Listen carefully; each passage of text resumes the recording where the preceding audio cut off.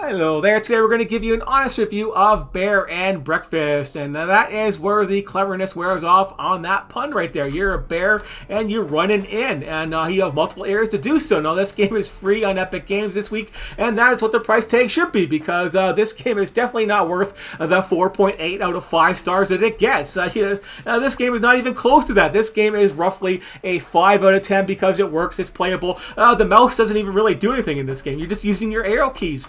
The text when you talk to people is just nothing. It's just mouse sounds, and that is it. And it's just basically you're just button smashing to get rid of it all because you don't want to listen to that crap anymore after a while. But yeah, this game is all about managing your inn. What can you do in there? You got multiple areas to discover, and different things get upgraded. Like in this motel area over here, you get hygiene, and you get a bar that you can add to your inn. This one here, you can't add those things onto them, but you got your different comfort levels and your decoration levels for this area. And then you get your guests and your bedrooms, and you reconfigure them, make them bigger and better so you can actually get that comfort rating and get more money and more prestige, equals more money that these guests give you for the thing. As you can see, it basically ends up being a clusterfuck of decorations to do that on your limited space that you can build. And that's all you can really do for your building in there.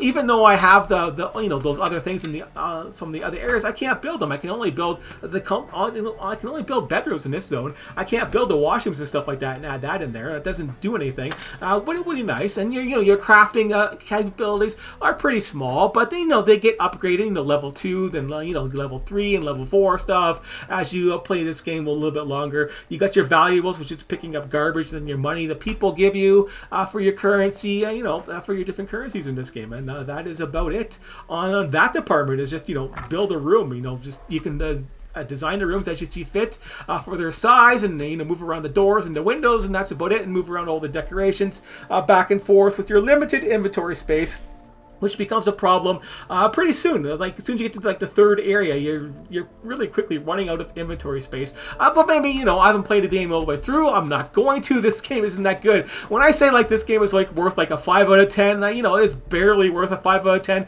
It doesn't pique my interest. I think I'm being generous because it's free. Because it's free, it's getting the 5 out of 10. If this game wasn't for free, I would not be buying this. Definitely, it's not worth the price tag that it has on there. You run around and pick up garbage. Talk to a raccoon, buy some junk basically for decorations, and manage your inn. That is about it. So yeah, just run around there, pick up all the junk, and to build stuff, and that's it. Oh, there's some garbage on the front. Oh, I got some currency. I can buy some more decorations for my inn.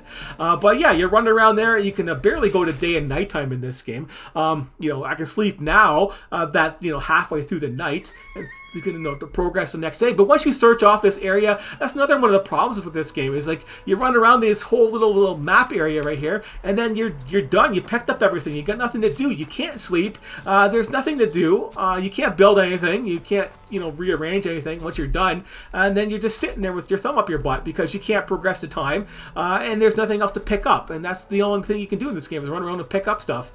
So what's the point after that? There isn't one. At least they keep you busy later on when you open up other areas, so you can start micromanaging all these different areas that you can go to, but there's not much else to do in here. You can't even add the details to the other places. I can't just go here and get details and start adding people to these rooms that I want to, right? But yeah, it's pretty easy. What I got, a 20 and a 44. Let's grab a guy. He's 23, 16, 18. There we go. I'll take this guy 18. Put him in the 19 room right there. There we go. And just that. There we go. Now I'm gonna wait a day or two to collect some money. Yay! That is it. To do the quest to unlock the different areas and the different features. Of course, the next area is going to have that I'm at right now, which is the High Lake area. So yeah, this is going to have a farm area. So you start doing the cooking stuff like that for your little inns that you make. But that's about it. You search the area, you gather the resources, build your base up, and that's it. You can only build where they tell you can build. I can only build inside of here. I got this whole big area right here. Once I get it up and running to build whatever I need to build, and of course, since this is a restaurant area, I'm going to have a food court in there too, and washrooms, and of course a bar. So that that limits your space right there. But so it can be very limiting on what you can do in this for your stuff, and then you can go around there and build other attractions, I guess. Once they become available, you're gonna see that a lot. It's not available yet. Do the quest to unlock stuff to get them available walk around and pick up ingredients for cooking. I got some apples. I'm going to make some apple pie or something. I don't care.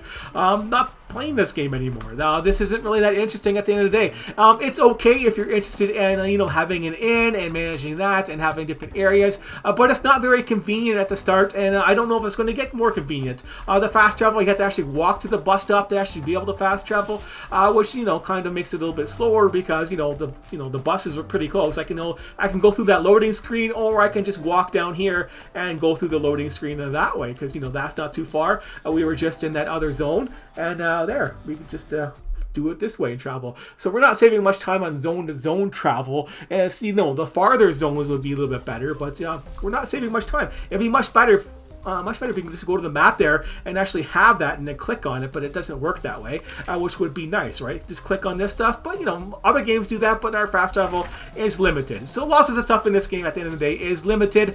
It's way overrated. So yeah, for that alone, I should probably give it a 4 out of 10 because they rated themselves so high, and it's just ridiculously stupid rating their games this high. Like, who the fuck does that? Assholes, basically, right? Never believe what these ratings are in these games as a rule of thumb, and most people don't these days because they are way overinflated.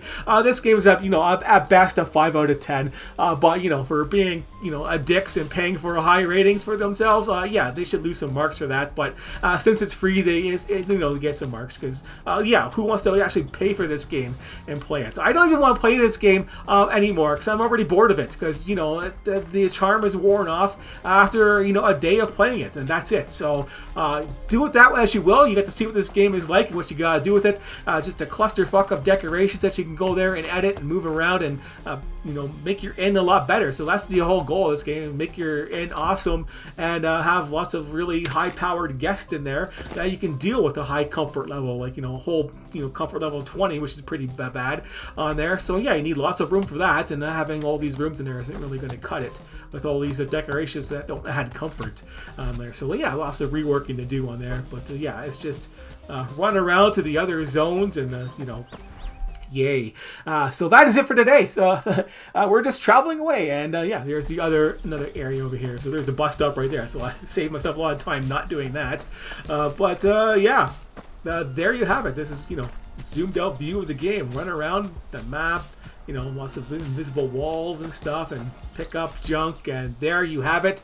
That's this game in a nutshell. At best, a 5 out of 10. Definitely only play this game if you're actually interested in actually running an inn and having good marks on there, because it's not overly complicated. It's not clever. The word pun of the game, and then that's it. That name of the game is You're a Bear. Yay. So, I'm a bear, and I'm having an inn.